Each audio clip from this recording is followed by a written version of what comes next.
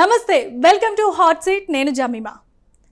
దేశం అంటే మట్టి కాదోయ్, దేశం అంటే మనుషులోయ్ అనే శ్రీశ్రీ గారు రచించినటువంటి నానుడిని సాధనలో పెడుతూ ఎంతో మందికి ప్రయోజనకరంగాను, ఎంతో మందికి స్ఫూర్తిగాను రైతే రాజు, దేశానికి వెన్నెముక రైతే అన్నటువంటి ఒక నినాదంతో ముందుకు వెళ్తూ ఎన్నో అభివృద్ధి పనులను, సహాయక సహకారాలను అందిస్తూ ఎంతో మందికి ప్రయోజనకరంగా ఉంటూ తన అద్భుతమైనటువంటి అమెరికాలో ఉన్నత విద్యలను అభ్యసిస్తూ ఎంతో గొప్ప చదువులు చదివి ఎంతో గొప్ప గొప్ప కంపెనీల్లో పనిచేసినటువంటి అనుభవాన్ని అన్నిటినీ వదిలిపెట్టి తన కన్న తల్లిని, తన జన్మనిచ్చినటువంటి ఊరిని వదిలిపెట్టడం ఇష్టం లేక మరలా తిరిగి తన నియోజకవర్గానికే చేరుకొని ఎన్నో అభివృద్ధి పనులకు ముందుకు సాగుతున్నటువంటి ఒక ఎన్ఆర్ఐ అయినటువంటి కొండా నరేంద్ర గారు ఇప్పుడు మనతో పాటు ఉన్నారు. వారిని అడిగి మరిన్ని వివరాలు తెలుసుకునే ప్రయత్నం చేద్దాం. So please. నమస్తే సార్. నమస్కారం. సో ఇప్పుడు మీ గురించి చెప్పాలంటే చాలా విషయాలు కోకొల్లలుగా ఉన్నాయి. ఒకటి కాదు, రెండు కాదు, చాలా విషయాలే ఉన్నాయి. ముందుగా చెప్పుకునే విషయానికి వస్తే కనుక ఆంధ్రప్రదేశ్లో చిత్తూరు జిల్లా అనేది వెనుకబడిన ప్రాంతంగా మనం అందరం అభివర్ణిస్తూ ఉంటాం. ఎందుకంటే దానికి ఎంతో చారిత్రాత్మకమైనటువంటి కథలు, కథనాలు ఉన్నాయి. దానికి సంబంధించినటువంటి బ్రిటిష్ పాలనలో ఎంతో సుపరిపాలనటువంటి పాలన కూడా బ్రిటిష్ వారు పరిపాలించినటువంటి కొన్ని చారిత్రాత్మకమైనటువంటి ఆధారాలు కూడా ఉన్నాయి. కానీ అభివృద్ధి విషయంలోకి వచ్చేసరికి ఆంధ్రప్రదేశ్కి చివరి జిల్లాగా చిత్తూరు జిల్లాని పరిగణిస్తారు. అలాంటి చిత్తూరు జిల్లాలో మీరు జన్మించి అమెరికాలో వెళ్ళిపోయి సెటిల్ అయిపోయినా మరలా తిరిగి వెనక్కి వచ్చారు. ఇంకొక విషయం ఏంటంటే మీరు ఇప్పటికీ వ్యవసాయం చేస్తూ ఉంటారని చెప్పి మేము విన్నాము. అంతేకాకుండా ఆ వ్యవసాయ రంగానికి సంబంధించిందే కాకుండా అక్కడ ఉన్నటువంటి ఒక పెద్ద న్యూట్రియంట్ ఫ్యాక్టరీని, ఆ స్థలాన్ని కొనుగోలు చేసి పర్యాటక రంగాన్ని కూడా అభివృద్ధి చేయాలని చెప్పి మీ ఆలోచన ప్రతి ఒక్కరిని స్ఫూర్తి కలిగిస్తోంది. అసలు ఎందుకు ఇలాంటి ప్రణాళికతో మీరు ముందుకెళ్తున్నారు? ఒక చిన్న పల్లెలో పుట్టినవాడిని, ఒక చిన్న రైతు కుటుంబంలో పుట్టినవాడిని. చిన్నప్పటి నుంచి వ్యవసాయం అంటే కళ్ళారా చూసిన వాడిని, వ్యవసాయం చేసిన వాడిని. దేవుడి దయతో, మంచి కృషితో మంచి ఎడ్యుకేషన్ చదివాను, మంచి నాలెడ్జ్ సంపాదించాను. అమెరికాకు వెళ్ళి అక్కడ ఉన్నత చదువులు, అక్కడ మాస్టర్స్ డిగ్రీ అక్కడ చేయడం, తర్వాత అక్కడ వరల్డ్స్ లార్జెస్ట్ కంపెనీ, ప్రపంచంలోనే అతిపెద్ద కంపెనీ అయిన ఎన్విడియా అనే కంపెనీలో ఒక ఉన్నత స్థానం, ఒక vice president of hardware engineering స్థాయికి చేరాను. ఎన్నో ఉన్నత శిఖరాలు అధిరోహించడం జరిగింది. ఎంతో సాధించాం. ఇప్పుడు నన్ను నేను ప్రశ్నించుకునేది ఏమంటే, నా కన్న భూమికి ఏమి చేయగలను అనేది ప్రశ్న ఎన్నో ఒక 20-25 సంవత్సరాలుగా ఆ ప్రశ్న అంటూ నా మనసులో ఉంది. కాబట్టి ఇక్కడికి మన దేశానికి వచ్చి నా నాలెడ్జ్ని కానీ, నా చదువుకున్న ఉన్నత చదువులు చదివాను, ఎంతో నాలెడ్జ్ సంపాదించాను. ఇక్కడికి వచ్చి మన ప్రాంతాన్ని అభివృద్ధి చేయాలనే ఉద్దేశంతో ఇక్కడికి వచ్చాను. ఒక 300 ఏళ్ళు క్రితం మనము తీసుకుంటే భారతదేశం one of the richest countries, అతి సంపన్నమైన దేశం భారతదేశం, India. 25% of the world's economy ఇండియాలో ఉన్నింది. అతి సంపన్నమైన దేశం ఇండియా. అట్లాంటిది దేశం ఈ గత 300-400 సంవత్సరాల్లో ఎంతోమంది వచ్చి మన దేశాన్ని ఆక్రమించడం జరిగింది. ఒక బ్రిటిష్ వారు అయితేనేమి, ముఘల్ సామ్రాజ్యం అయితేనేమి, వీళ్ళందరూ వచ్చి ఏం చేశారు? వచ్చి యుద్ధాలు చేసి మనల్ని డిఫీట్ చేశారు, ఓడించారు. ఇక్కడ ఉన్న సంపదను కొల్లగట్టుకొని వెళ్ళిపోయారు. ఇప్పుడు ఎస్టిమేట్ ఏమంటే ఒక జస్ట్ బ్రిటిష్ సామ్రాజ్యమే $40 ట్రిలియన్ సంపదను దోచుకొని వెళ్ళినారనేది ఒక అంచనా. ఇప్పుడు కొన్ని ఫిగర్స్ చెప్తాను. రఫ్ క్యాల్కులేషన్ ఒక $40 ట్రిలియన్ అంటే చాలా పెద్ద మొత్తం. ప్రపంచంలో ఇప్పుడు ప్రస్తుతం ఉన్న సంపన్న దేశాలు తీసుకుంటే అమెరికా వచ్చి $25 ట్రిలియన్ వాళ్ళ జీడిపి, చైనా $15 ట్రిలియన్ రెండో స్థానంలో, మూడో స్థానంలో జపాను $4.5 ట్రిలియన్, తర్వాత జర్మనీ $4 ట్రిలియన్. తర్వాత 5th ప్లేస్లో ఇప్పుడు ఇండియాకి చేరుకునింది. భారత్ వచ్చింది 3.5 $3.5 ట్రిలియన్. ఇప్పుడు చూడండి 25, 15, 4.5, 3.5 అని నంబర్లు మీరు చూడండి. కానీ మన దగ్గర నుంచి కొల్లగొట్టి దొంగతనం చేసిన డబ్బు ఎంత? అందాజుగా ఇప్పుడు $40 ట్రిలియన్ అని ఇప్పుడు ప్రస్తుతం ఎస్టిమేట్. అంటే అంత సంపన్నమైన దేశం నుంచి అన్ని కొల్లగొట్టుకొని పోయినారు. అందువల్ల మనము వెనకబడిపోయాం.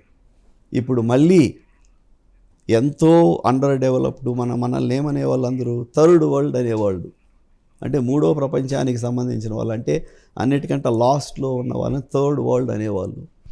ఇప్పుడు మన కష్ట ఫలితంగా ఎక్కడికి చేరాము? ఇప్పుడు 5వ స్థానానికి చేరాము. ప్రపంచంలోని అతిపెద్ద ఎకానమీస్లో భారతదేశం ఎక్కడుంది? 5వ స్థానంలో ఉంది, $3.5 ట్రిలియన్. కాబట్టి ఇప్పుడు అభివృద్ధి చెందుతూ ఉన్నాం.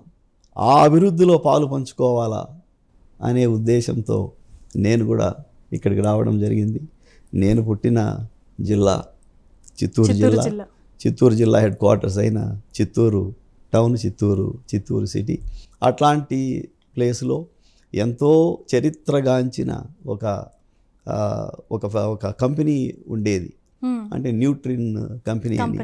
ఒక 35-40 ఏళ్ళు ఉన్న వ్యక్తులు ఇప్పుడు మన భారతదేశంలోనే న్యూట్రిన్ చాక్లెట్లు తిన్నవాళ్ళు ఎవరూ లేరు.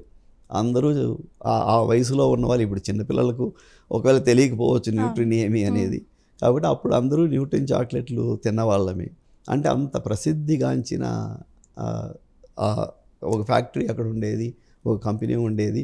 కానీ దురదృష్టవశాత్తు ఒక 20-25 ఏళ్ళుగా అది పాడుపడిపోయింది, కనుమరుగైపోయింది, మాయమైపోయింది. ఇప్పుడు ఈ న్యూట్రిన్ కంపెనీ అనేది మన ఇండియాకి సంబంధించింది అంటే న్యూట్రిన్ కంపెనీ వచ్చి చిత్తూరు వాసి స్థాపించాడు. అంటే మొత్తం చిత్తూరు జిల్లా వ్యాప్తంగానే అందరికీ సరఫరా అవుతూ ఉంటుంది. అంతా చిత్తూరు జిల్లానే కాదు, ఆంధ్రదేశం అంతా అయ్యేది. ఇండియా మొత్తం అంతా న్యూట్రిన్ చాక్లెట్లు అనేది. అందుకోసమే అన్న ఒక 30-40 ఏళ్ళు వయసు ఉన్న వ్యక్తులకు అందరికీ న్యూట్రిన్ అనేది తెలుసు. కాకపోతే నువ్వు మీలాంటి వయసు వాళ్ళకు తెలియకపోవచ్చు. అవును, వేరే. ఇప్పుడు అది అందుకంటే కనుమరుగైపోయింది. మరి అట్లాంటి స్థలం పాడుపడిపోయి నెగ్లెక్ట్ అయిపోయింది. చిత్తూరు కూడా చాలా అండర్ డెవలప్డ్. అట్లాంటి స్థలంలో వచ్చి మళ్ళీ మనము రివైవ్ చేయాలా, డెవలప్ చేయాలా అనే ఉద్దేశంతో ఇక్కడికి రావడం జరిగింది. అది ఎందుకు అనంటే ముఖ్యంగా మన ఎలక్షన్లు జరిగినాయి. ఒక కూటమి ప్రభుత్వము అంటూ ఫామ్ అయింది.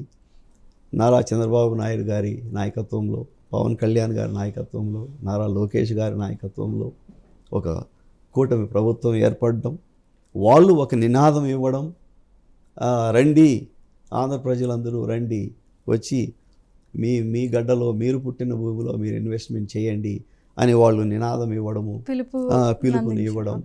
దానికి తోడు అక్కడ లోకల్గా ఉన్న ఒక ఎమ్మెల్యే గురిజాల జగన్మోహన్ అనే అతను అదే స్ఫూర్తితో నన్ను కాంటాక్ట్ చేయడం, రండి మీరు వచ్చి ఇక్కడ టౌన్లో పార్టిసిపేట్ చేయండి, ఫస్ట్ సిటీని డెవలప్ చేద్దాం, మంచి అవకాశాలు ఉన్నాయి. చిత్తూరు వచ్చి ఒక 1.5 అవర్, బెంగళూరుకు 1.5 అవర్, చెన్నైకి, Tamil Nadu border, Tamil Nadu border 1.5, Tamil Nadu and Karnataka border equal 1.5 hour. Chennai 1.5 hour, రెండు కలుస్తాయి. 2 హైవేలు ఉన్నాయి. ఇప్పుడు కొత్త బెంగళూరు టు చెన్నై హైవే అయింది. అది ఓన్లీ చిత్తూరులో ఒక స్టాప్ పెట్టారు, బుల్లెట్ ట్రైన్ వేశారు. బెంగళూరు నుంచి చెన్నైకి బుల్లెట్ వేశారు, ఓన్లీ 1 స్టాప్. వందే భారత్ మాదిరి బుల్లెట్ ట్రైన్ వేశారు, only 1 stop, Chittoor stop. 2 express వేలు కూడా పెట్టారు, 2 ఎక్స్ప్రెస్ వేలు కొత్తగా పెట్టారు.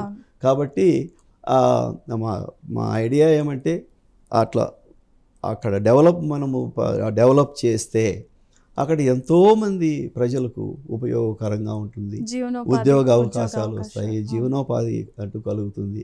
కాబట్టి ఆ విధంగా మనము అభివృద్ధి చేద్దామనే ఉద్దేశంతో ఇక్కడికి రావడం జరిగింది. అంటే ప్రత్యక్షంగాను పరోక్షంగాను మీరు మీ తరపు నుండి ప్రజలకు ఒక విధంగా మేలు చేస్తున్నట్లే ఇలాంటి పరిశ్రమల అభివృద్ధులు. అయితే మీకోసం మేము విన్నటువంటి ముఖ్యమైనటువంటి సమాచారం మేరకు ఏంటంటే 4 ట్రిలియన్ నెట్వర్త్ ఉన్నటువంటి ఎన్విడియాలో మీరు గ్లోబల్ సీఈఓగా కూడా పనిచేసినటువంటి, వైస్ ప్రెసిడెంట్గా పనిచేసినటువంటి అనుభవం ఉన్న గొప్ప వ్యక్తి మీరు. అలాంటి గొప్ప సంస్థలో పనిచేయడమే కాదు, మీకున్నటువంటి డెసిగ్నేషన్ కూడా వేరే. అలాగే మీరు అమెరికాలో కూడా ఎంతో మంచి లావిష్ పాష్ లైఫ్ని కూడా వదిలిపెట్టి ఇక్కడికి రావడానికి మీకు స్ఫూర్తినిచ్చినటువంటి వ్యక్తి ఎవరైనా ఉన్నారా? లేదంటే ఇంకేదైనా విషయం మీకు స్ఫూర్తినిచ్చిందా ఇక్కడికి రావాలని చెప్పి అనిపించడానికి గల ముఖ్య కారణం ఏంటి? స్ఫూర్తి ఇచ్చిన వాళ్ళు ఎంతోమంది ఉన్నారమ్మా, ఒకరు అని చెప్పలేము. నరేంద్ర మోడీ గారిని తీసుకుందాం. ఎంత కష్టపడుతున్నారు ఆయన. ఒక స్వార్థం అంటూ లేకుండా దేశమే నా ఊపిరి అని చెప్పి దేశానికి అంత కష్టపడుతూ ఉన్నారు. అదేవిధంగా మన ఆంధ్ర రాష్ట్రంలో తీసుకుందాం. నారా చంద్రబాబు నాయుడు గారిని చూడండి, 75 సంవత్సరాలు అయినా ఎవరైనా నమ్ముతారా? ఆయన 75 సంవత్సరాలు ఇంకా చిన్న పిల్లోడు మాదిరి పరిగెత్తుతూ ఉత్సాహంగా నేను అభివృద్ధి చేయాలని ఆయన కష్టపడుతూ ఉన్నాడు. అదేవిధంగా పవన్ కళ్యాణ్ గారిని చూడండి, ఆయనకు అవసరమా? అవసరం లేదు కదా. హ్యాపీగా ఒకటో రెండో సినిమాలు చేసుకుంటే 100 కోట్లు ఆయన సంపాదించవచ్చు. అట్లాంటివి ఆయన అవన్నీ వదిలేసి ఇక్కడికి రావడం, బురదలో నడుచుకుంటూ పోవడం, కష్టపడడం, రేయింబగుళ్ళు రాత్రి పగలు అనేది లేకుండా ఆయన కష్టపడడం. అదేవిధంగా లోకేష్ గారు కానివ్వండి, అట్లాంటి వ్యక్తులను అంతా చూసి ఇదంతా వీళ్ళందరూ ఒక ఎగ్జాంపుల్స్. వాళ్ళు అంత కష్టపడి పనిచేస్తూ ఉంటే మనం కూడా మనకు ఎంత చేతనైతుందో అంత వీలుగా చేయాలని ఒక ఇన్స్పిరేషన్ నాకు వాళ్ళందరూ కలిగించారు. కాబట్టి వీళ్ళందరూ ఒక ఎగ్జాంపుల్స్. సో వాళ్ళని చూసి కూడా కొంచెం ఇన్స్పైర్ అవ్వడం రావడం జరిగింది. సో ఈ విధంగా మీకు స్ఫూర్తినిచ్చినటువంటి వ్యక్తులు ఎవరో కాదు, మీకే మన కళ్ళ ఎదురుగుండా రోజు కనిపించే, ప్రత్యక్షంగా కనిపించే మన దేశ నాయకులే మీకు ప్రముఖంగా స్ఫూర్తినిచ్చిన వారు అని చెప్పి అంటున్నారు. సో చాలామంది పుట్టిన ఊరిని వదిలేసి విదేశాలకు వెళ్ళిపోయి వారి కుటుంబంతో అక్కడ సెటిల్ అయిపోయి భారీగా సంపాదించి ఇప్పుడు మీరు ఒక పెద్ద ఈ కంపెనీకి గ్లోబల్ సీఈఓగా ఉన్న మీరు ఇంకా అనుకుంటే మంచి మంచి పొజిషన్స్కి వెళ్ళొచ్చు. కానీ అవన్నీ వదిలేసి మళ్ళీ తిరిగి వచ్చారు. చాలా రకాలైనటువంటి పనులు మీరు ఇప్పుడు పూనుకుంటున్నట్టుగా మాకు తెలుస్తోంది. కళ్ళకి కట్టినట్లుగా కూడా కొన్ని సాక్ష్యాధారాలు ఉన్నాయి.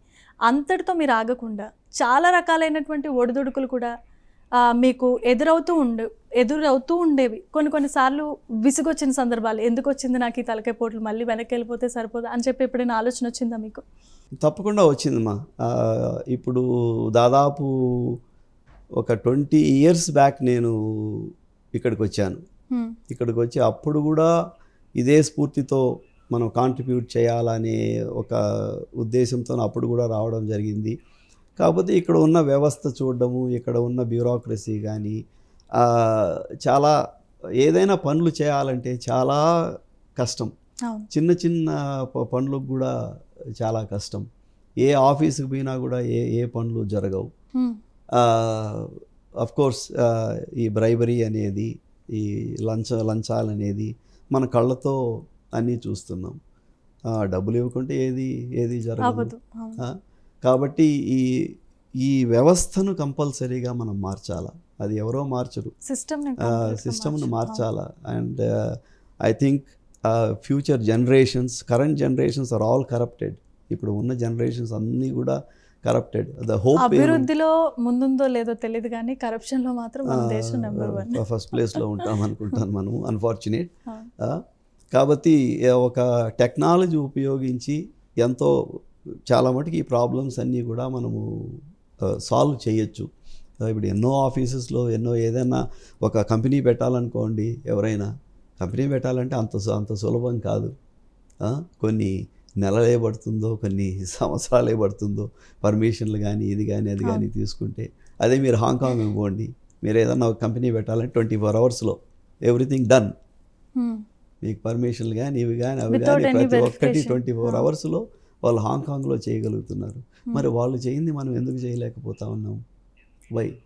కాబట్టి ఒక అభివృద్ధి అంటూ మనం జరగాలంటే ఒక ఎఫిషియన్సీ పెరగాల, గవర్నమెంట్ ఎఫిషియన్సీ పెరగాల, ఒక ఎంజిన్ పర్ఫెక్ట్గా నడవాలంటే వెరీ వెల్ ఆయిల్డ్ ఎంజిన్ నడవాలా, కానీ ఇక్కడ నడవదు. ఒక ఎంజిన్లో అన్నీ ఒక బోల్ట్ పోయి తగులుకుంటే ఎంటైర్ ఎంజిన్ స్టాప్ అయిపోతుంది. అట్లా ఒక రెవెన్యూ వ్యవస్థ అయితేనేమి, ఒక టౌన్ లెవెల్లో కానీ, సిటీ లెవెల్లో కానీ, కార్పొరేషన్ అయితేనేమి, ఇవన్నీ కూడా ఈ గవర్నమెంటు అనేది ఒక నిరోధకం అయిపోయింది. ఒక అభివృద్ధి జరగాలి అని అంటే యాక్చువల్గా గవర్నమెంట్ హెల్ప్ చేయాలి అభివృద్ధికి, అందరినీ ముందుకు తోయాలి, సపోర్ట్ ఇవ్వాలి, మౌలిక వసతులు కల్పించాలి.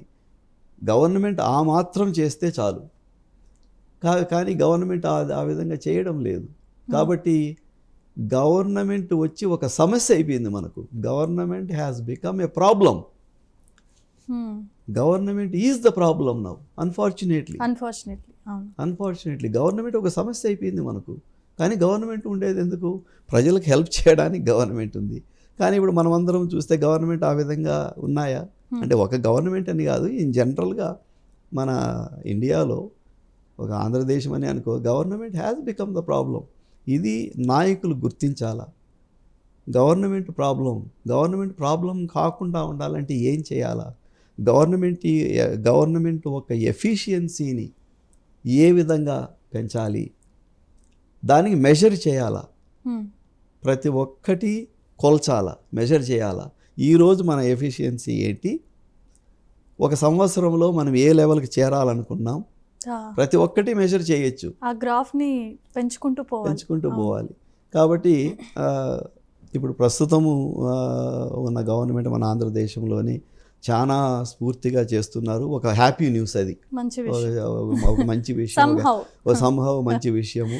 ఒక కూటమి ప్రభుత్వం ఇప్పుడు ఫామ్ అయింది, చాలా యాక్టివ్గా పనిచేస్తూ ఉన్నారు. So that is our best hope.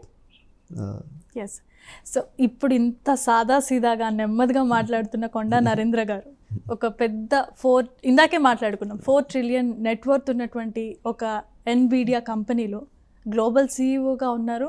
అంతేకాదు మీ పొజిషన్ కూడా కొంచెం చాలా పెద్దదే అని విన్నాం. సో చిప్స్ తయారు చేసేటటువంటి ఆ కంపెనీలో ఆ టెక్నాలజీకి సంబంధించి మీరు మెయిన్ లీడ్గా ఉన్నారు కాబట్టి ప్రపంచవ్యాప్తంగా చూసుకుంటే, సో ఒక వ్యక్తిని మేము వినడం జరిగింది.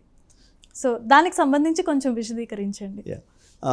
ఫస్ట్ ఆఫ్ ఆల్, నేను CEO అని కాదమ్మా. I'm not a global CEO. నేను గ్లోబల్ CEO కాదు. I'm a vice president of hardware engineering. అంటే మా సంస్థ కంప్యూటర్ ప్రాసెసర్సు, కంప్యూటర్ సిస్టమ్స్, ఇప్పుడు అందరూ ఆర్టిఫిషియల్ ఇంటెలిజెన్స్ అని వార్తల్లో ఇప్పుడు చాలా ఉంది. ఆర్టిఫిషియల్ ఇంటెలిజెన్స్ ముందరికి తీసుకొని రావడం, దాన్ని నిజంగా తయారు చేయడం, స్థాపించిన సంస్థ ఒకే ఒక్క కంపెనీ, ఎన్విడియా సంస్థ. ఆ సంస్థలో నేను వైస్ ప్రెసిడెంట్ ఆఫ్ హార్డ్వేర్ ఇంజనీరింగ్గా ఉన్నాను. నా బ్యాక్గ్రౌండ్ ఏంటి, ఇప్పుడు మీరు కంప్యూటర్ కానీ, ఒక సెల్ ఫోన్ కానీ, ఏదన్నా కానీ ఒక కంప్యూటర్లకు సంబంధించిన ఓపెన్ చేస్తే దాంట్లో చిన్న పార్ట్స్ ఉంటాయి. దాన్ని మామూలుగా చిప్స్ అంటారు, పొటాటో చిప్స్ కాదు, ఇట్ ఈజ్ ప్రాసెసర్స్ అంటారు, మామూలుగా చిప్స్ అంటారు. ఆ ప్రాసెసర్స్ డిజైన్ చేయడంలో, కంప్యూటర్ సిస్టమ్స్ డిజైన్ చేయడంలో ఒక ముఖ్య పాత్ర నేను పోషిస్తాను. నాకు ఇంజనీరింగ్ టీమ్స్ ఇక్కడ హైదరాబాద్లో ఒక టీం ఉంది, బెంగళూరులో ఒక టీం ఉంది, చైనా షాంఘాయిలో ఒక టీం ఉంది, అమెరికాలో ఒక టీం ఉంది, ఇజ్రాయెల్లో ఒక టీం ఉంది. అట్లా వివిధ కంట్రీస్లో నాకు టీమ్స్ ఉన్నాయి. కంపెనీ ప్రతినిధులతో మీరు పనిచేస్తూ ఉంటారు. సో నాకు ఇంజనీర్స్ అందరూ, ఈ కంట్రీస్లో నాకు ఇంజనీర్స్ అందరూ పనిచేస్తారు. నేను ఒక ఇంజనీర్గా అందరితో కలిసి పనిచేయడం, కొత్తవన్నీ కనుక్కోవడం, ఇవన్నీ చేయడం వల్ల ఒక హ్యుమానిటీకి, మన ప్రపంచానికే మంచి చేకూర్చే టెక్నాలజీని డెవలప్ చేయడంలో ప్రతిరోజు నిరంతరాయంగా ప్రయాసపడుతూనే ఉంటారు, నేర్చుకుంటూనే ఉంటారు, నిరంతర విద్యార్థి మీరు. అవును, బేసిక్ ప్రొఫెషన్ వచ్చి ఇంజనీర్.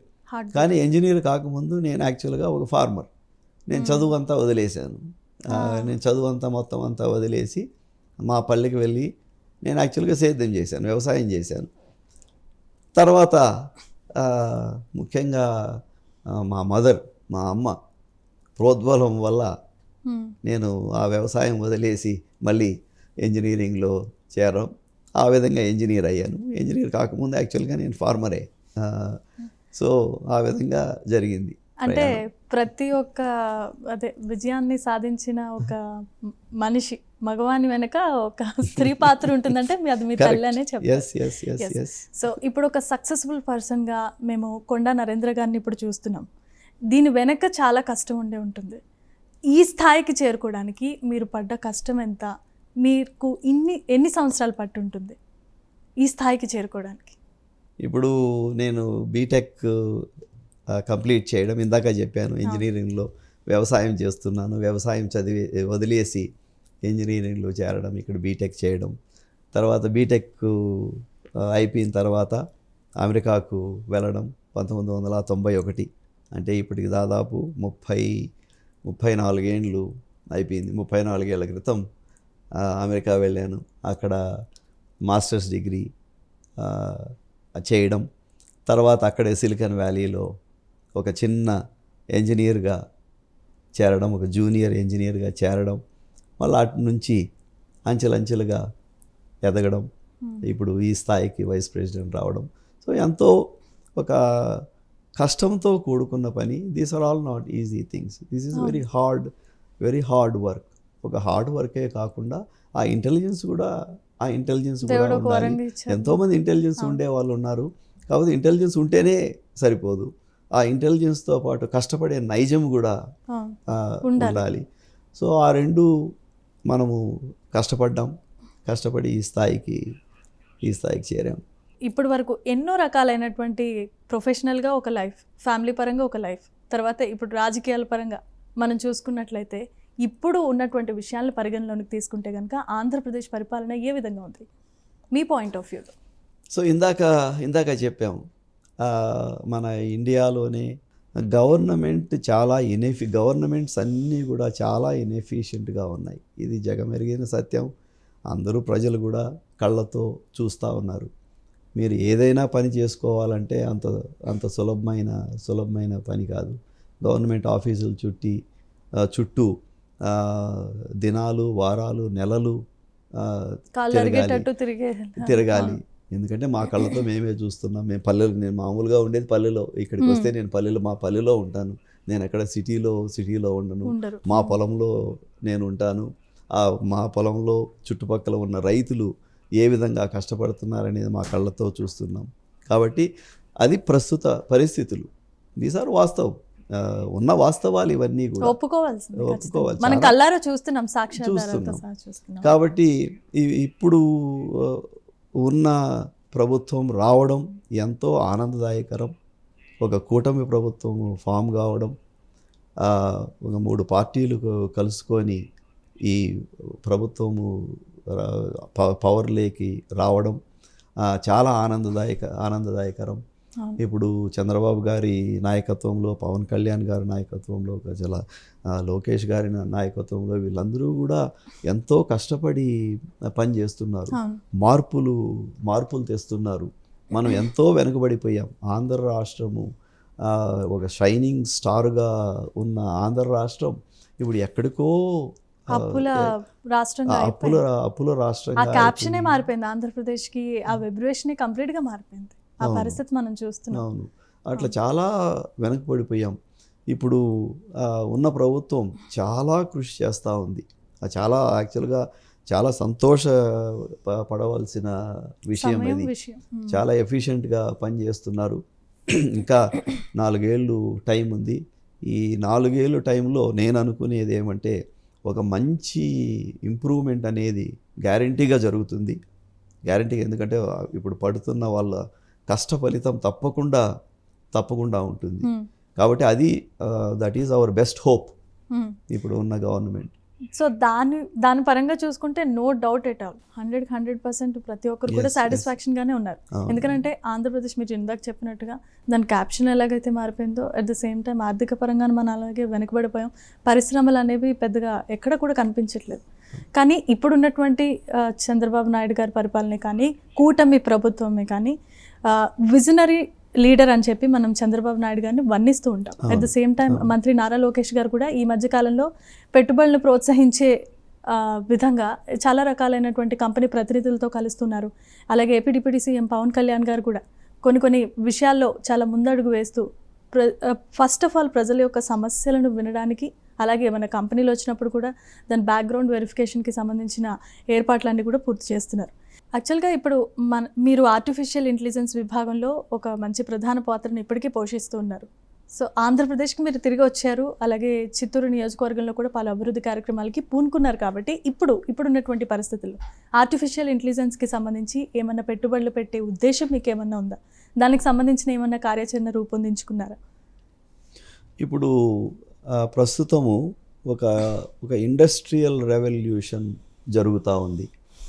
మన చరిత్ర తీసుకుంటే 1700 ఆ సంవత్సరం నుంచి తీసుకుంటే ఇప్పటిదాకా 3 ఇండస్ట్రియల్ రెవల్యూషన్స్ జరిగినాయి. ఇప్పుడు 1750, 1750, 1850, మళ్ళీ 1990s ఒక ఇంటర్నెట్ రావడము, తర్వాత కొద్ది రోజుల తర్వాత సెల్ ఫోన్ రావడము, తర్వాత కంప్యూటర్స్ రావడము, అది ఒక శకం. స్మార్ట్ ఫోన్స్ అది ఒక శకం. అది దాన్ని థర్డ్ ఇండస్ట్రియల్ రెవల్యూషన్స్ అంటారు. అంతకు ముందు ఉన్నది ఒక స్టీమ్ ఇంజిన్ రావడము, మెషిన్లన్నీ రావడము, ప్రజలు వెరీ ప్రొడక్టివ్, ఎక్కువ ప్రొడ్యూస్ చేయడం, ఇవన్నీ జరిగినాయి. ఇట్లా 3 రెవల్యూషన్స్ ఇండస్ట్రియల్ రెవల్యూషన్స్ అంటారు. ఇప్పుడు మనం పాల్గొంటా ఉండేది 4th ఇండస్ట్రియల్ రెవల్యూషన్. ఆ 4th ఇండస్ట్రియల్ రెవల్యూషన్ ఏంటి? ఇంతకుముందు ఉన్న టెక్నాలజీస్ అన్నీ కూడా దగ్గరికి రావడం, తర్వాత దానికి తోడు ఒక ఆర్టిఫిషియల్ ఇంటెలిజెన్స్ అనేది కృత్రిమ బ్రెయిన్, కృత్రిమ మెదడు అని ఒక రోబోలాగా అనుకోవచ్చు. ఒక ఇంటెలిజెన్స్, ఒక తెలివి అనుకోండి.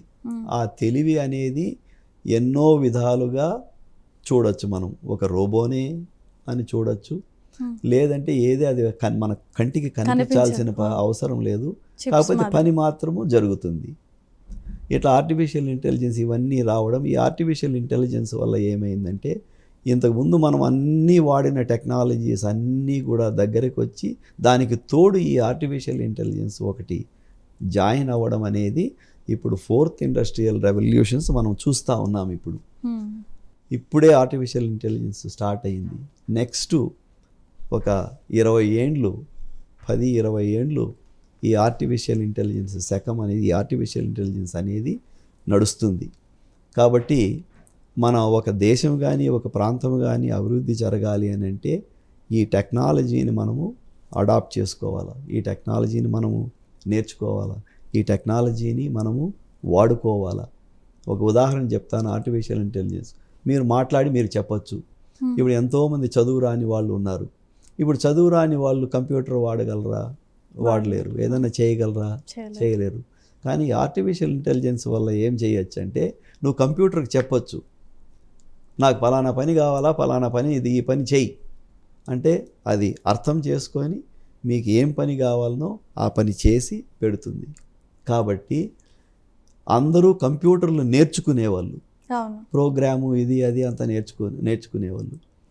ఇప్పుడు నేర్చుకోవాల్సిన అవసరం లేదు. ఈవెన్ పల్లెలో ఉన్న ఒక చదువు రాని వ్యక్తి కూడా ఈ ఆర్టిఫిషియల్ ఇంటెలిజెన్స్ వల్ల కంప్యూటర్తో మాట్లాడి నోటి మాటతో ఆ పని చేయి, ఈ పని చేయి అని చెప్తే ఆ పని జరుగుతుంది. జస్ట్ ఇన్స్ట్రక్షన్స్ ఇస్తే చాలు. అట్లాంటి టెక్నాలజీ ఇప్పుడు డెవలప్ అవుతా ఉంది. కాబట్టి ఇప్పుడు డెవలప్ అవుతుంది కాబట్టి ఆ డెవలప్మెంట్లో మనం పాల్గొనాలా, మన భారతదేశం పాల్గొనాలా, మన ఆంధ్రదేశము పాల్గొనాలా. కాబట్టి ఆ టెక్నాలజీని ఇక్కడికి తీసుకురావడంలో నా వంతు పాత్ర నేను తప్పకుండా పోషిస్తాను. దాని ఆ పరంగా ఆలోచనలు కూడా ఉన్నాయి, చేయాలి అనే ఉద్దేశం. సో ఈ సంవత్సరం 2025లో కొన్ని కార్యక్రమాలు గ్రాండ్గా కొన్ని మెదడులో ఉన్నటువంటి ఆలోచనని అవలంబించే ప్రక్రియలో ఉన్నారు. అవును, అంటే దీనికి అవును. సంబంధించిన ప్లాన్స్ ఆల్రెడీ మీకు యా, ఉన్నాయి, కొన్ని ప్లాన్స్ ఉన్నాయి, ప్రణాళికలు అవును, ఉన్నాయి. అవును. సో మీరు ఇప్పటివరకు ఎన్నో రంగాల్లో మీరు అడుగుపెట్టిన ప్రతి ఒక్క పరిశ్రమలో కూడా మంచి సక్సెస్ఫుల్ అయిన వ్యక్తిగా మిమ్మల్ని మేము చూస్తూ ఉన్నాం. ఇప్పుడు కొత్తగా మీడియా రంగంలోనూ కూడా అడుగుపెట్టారు. సో దీని ద్వారా సమాజానికి మీరు ఏ విధమైన మేలు చేకూరాలి, లేదా ప్రజలకు ఏ విధంగా మేలు చేకూరాలని మీరు భావిస్తున్నారు, ఆశిస్తున్నారు? ఇందాక చెప్పాను, మనం డెవలప్మెంట్ ఎందుకు కాలేకపోతా ఉన్నాం. భారతదేశం అతి సంపన్నమైన దేశంగా నిలిచిన దేశం చాలా కిందకు పడిపోయింది. చాలా పేదవాళ్ళం అయిపోయినాం. అవును. మళ్ళీ మనం అభివృద్ధి చెందాలి అంటే ఫస్ట్ ఆఫ్ ఆల్ ప్రజలు ఉన్నతమైన విద్యలు చదవాలి, నాలెడ్జబుల్ కావాలి.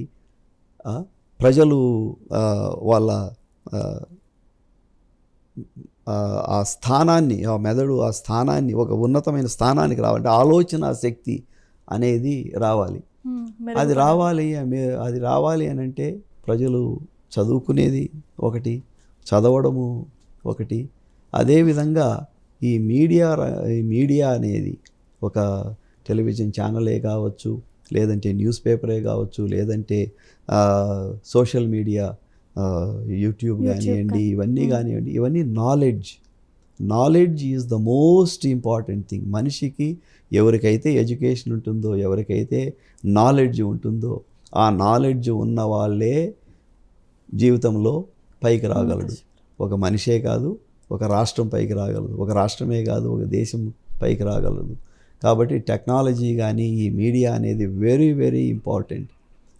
సో మీడియా దీనివల్ల ప్రజలకు ఇన్ఫర్మేషన్, నాలెడ్జ్ అనేది డిస్ట్రిబ్యూట్ చేయాలనే ఉద్దేశంతోనే ఇది నేను కూడా ఈ రంగంలోకి దిగడం జరిగింది.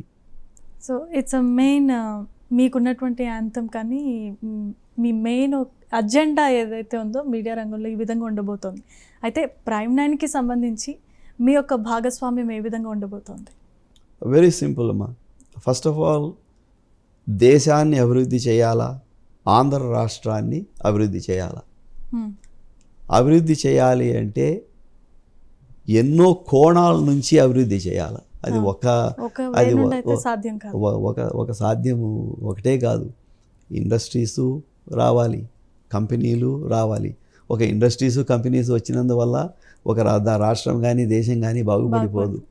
అదేవిధంగా ప్రజలు చైతన్యవంతులు కావాలా, ప్రజలకు నాలెడ్జ్ రావాలా అంటే దానికి తగ్గట్టు ఒక మీడియా ఉండాలి, ఒక టూరిజం డెవలప్మెంట్ కావాలి, ఒక కంపెనీలు ఇవన్నీ అయితే కాదు, రైతులు ఉన్నారు, అది గుర్తుపెట్టుకోవాలి. ఆంధ్ర రాష్ట్రంలో కానీ మన భారతదేశంలో కానీ 180 మంది ఇప్పటికి కూడా రైతులే. అది ఏ గవర్నమెంట్ కానీ మర్చిపోకూడదు. ఎప్పుడు కంపెనీలు అని మంచిదే, అది ఒకటే నినాదం కాదు. కానీ రైతులు ఉన్నారు. 75%, 80% పల్లెల్లో, చిన్న పల్లెలు, 40 ఏళ్ళు, 50 ఏళ్ళు, 60 ఏళ్ళు ఉన్న ఎన్నో విలేజెస్లో ఎంతో పేద పరిస్థితుల్లో ఉన్న రైతులు ఉన్నారు. మరి వాళ్ళు అభివృద్ధి అయితే కానీ ఒక ప్రాంతం అభివృద్ధి కాదు, ఒక రాష్ట్రం అభివృద్ధి కాదు, ఒక దేశం అభివృద్ధి కాదు. కాబట్టి అన్ని కోణాల నుంచి మనము అభివృద్ధి చేసుకోవాలి. కాబట్టి నేను అభివృద్ధిలో పాలు పంచుకోవాలి అని అనుకుంటున్నాను. అదే నిశ్చయంతో, అదే దృఢ నిశ్చయంతో నేను దాదాపు 20 ఏళ్ళుగా పెద్ద పబ్లిసిటీ ఏమీ లేకుండా నా వంతు నేను చేసుకుంటూ వెళ్తా ఉన్నాను. ఒక రంగంలో కాదు, ఒక పర్యాటక రంగంలో అయితేనేమి, ఒక మీడియా రంగంలో అయితేనేమి, ఒక కంపెనీలు అయితేనేమి, నాకు చేతనైనంత నేను సహాయం చేస్తూ, నేను పాల్గొంటూ ముందుకు సాగుతూ ఉన్నాను. సో ఈ విధంగా ఒక మంచి ప్లాట్ఫామ్ని మీరు ప్రైమ్9 ఛానల్ని ఎన్నుకోవడం జరిగింది. అయితే ఇప్పుడు ఉన్నటువంటి పరిస్థితుల్లో ఆంధ్రప్రదేశ్కి సంబంధించి అభివృద్ధి పదంలో ముందుకు పోతున్న వారికి పెట్టుబడులు పెట్టే దిశగా మీరు ఇచ్చేటటువంటి సలహాలు, సూచనలు ఏ విధంగా ఉండబోతున్నాయి? పెట్టుబడి పెట్టాలి అనుకునే వాళ్ళందరికీ నేను చెప్పేది ఒకటే. ప్రస్తుతం ఉన్న కూటమి ప్రభుత్వాన్ని చూడండి. వాళ్ళు ఎంతో కష్టపడి పనిచేస్తూ ఉన్నారు. అందరికీ పిలుపునిచ్చారు. ఇక్కడ భారతదేశంలో ఆంధ్ర రాష్ట్రంలో ఉన్న ప్రజలకే కాదు, వేరే దేశాల్లో ఉన్న ఎన్ఆర్ఐస్కి కూడా పిలుపునిచ్చారు. పిలుపునిచ్చారు. రండి, మేము మీకు సహాయంగా ఉంటాము, మేము మీకు భరోసా ఇస్తాము, మేము అండగా ఉంటాము, వచ్చి మీరు ఇన్వెస్ట్మెంట్ చేయండి అని పిలుపునిచ్చారు. కాబట్టి ఆ పిలుపు నిజమైన పిలుపు, అది నమ్మదగ్గ పిలుపు ఈ ప్రభుత్వం నుంచి. కాబట్టి ప్రతి ఒక్కరికి నేను కూడా చెప్తాను, మా ఫ్రెండ్స్ కూడా నేను కూడా చెప్తా ఉన్నాను, రండి, మంచి అవకాశం ఉంది. ఎవరైనా డబ్బులు పెట్టేవాళ్ళు మరి నా డబ్బులు నాకు వెనక్కి వస్తాయా, నాకు ఎంత ప్రాఫిట్ వస్తుంది అని అనుకుంటారు. అది దాంట్లో తప్పు లేదు. ఎవరైనా ఇన్వెస్ట్ చేసేవాళ్ళు, డబ్బులు పెట్టేవాళ్ళు మళ్ళీ నా డబ్బు నాకు ఎంత లాభం వస్తుందని అడగడం తప్పు లేదు. కాబట్టి మంచి అవకాశాలు ఉన్నాయి. ఇప్పుడు అన్నీ ఉన్నాయి. ఆంధ్రప్రదేశ్ అనేది మంచి అభివృద్ధి అయ్యే అవకాశాలు ఇప్పుడు ఉన్నాయి. మంచి ఆపర్చునిటీస్ ఉన్నాయి ఎన్నో రంగాల్లో.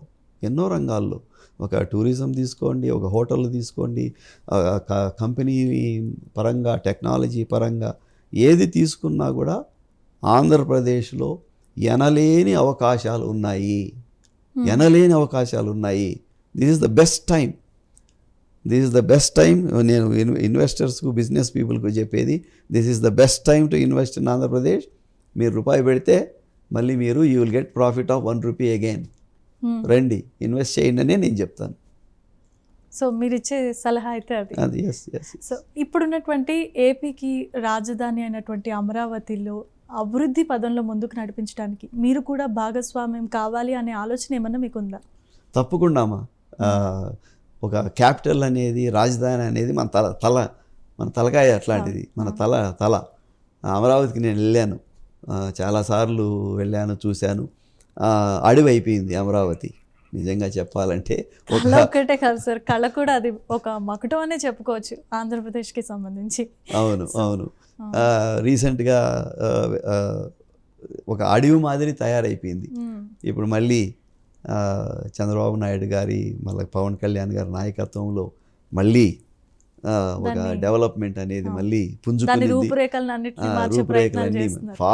చాలా ఫాస్ట్గా మారిపోతున్నాయి. అమరావతి డెవలప్మెంట్లో తప్పకుండా మేము పాల్గొని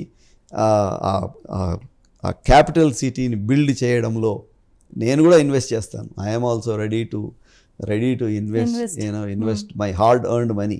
ఎంతో కష్టపడి సంపాదించిన డబ్బు ఇక్కడికి తీసుకొని వచ్చి ఇన్వెస్ట్ చేసేదానికి కూడా మేము రెడీగా ఉన్నాము.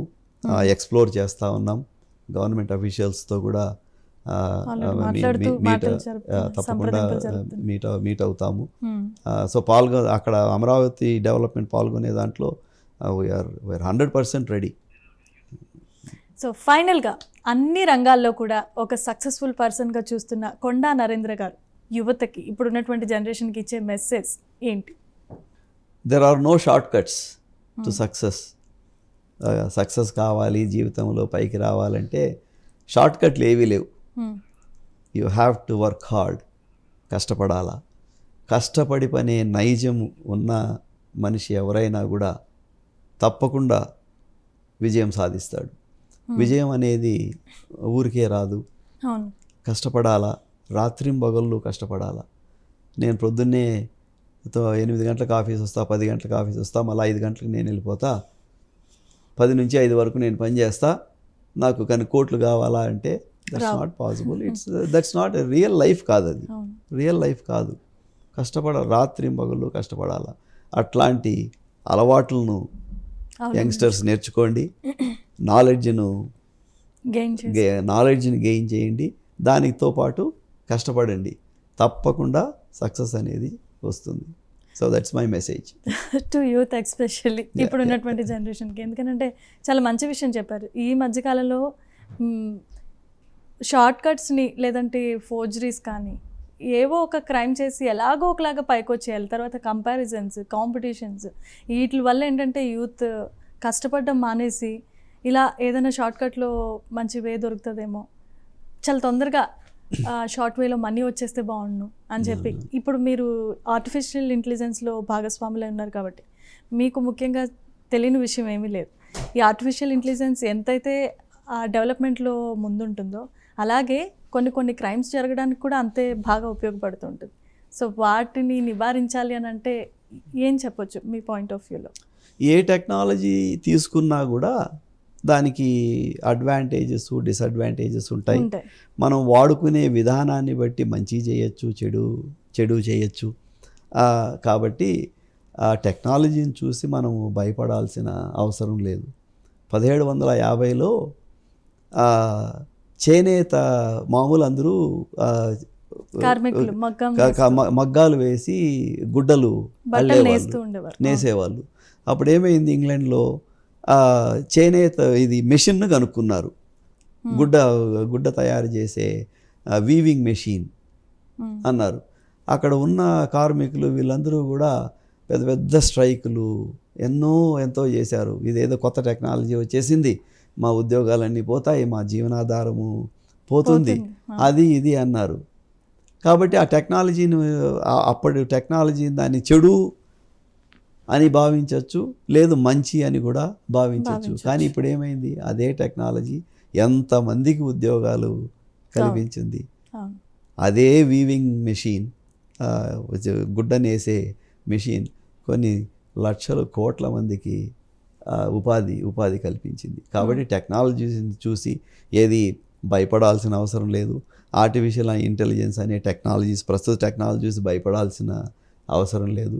దాన్ని మనం మంచిగా ఉపయోగించుకునే విధానాన్ని బట్టి మనకు ప్రయోజనాలు వస్తాయి. సో ఈ విధంగా ప్రతి ఒక్క విషయాన్ని బ్యాలెన్స్డ్గా చేసుకుంటూ వెళ్ళడమే జీవితం. సో ఎన్నో గొప్ప గొప్ప విషయాలు ఈ కొద్ది సమయంలో ఈ చిన్న ఇంటర్వ్యూలో తెలుసుకున్నాం మీ గురించి. కొండా నరేంద్ర గారు ఒక సక్సెస్ఫుల్ పర్సన్గా ఇప్పటివరకు ఎన్నో కార్యక్రమాలు చేశారు. కాబట్టి ఇంకా ముందు కూడా మీరు చేయబోతున్నటువంటి ప్రతి పనిలో కూడా ఆ దేవుని యొక్క ఆశీస్సులు అలాగే ప్రజల ఆశీస్సులు కూడా మీతో పాటు ఉంటాయి.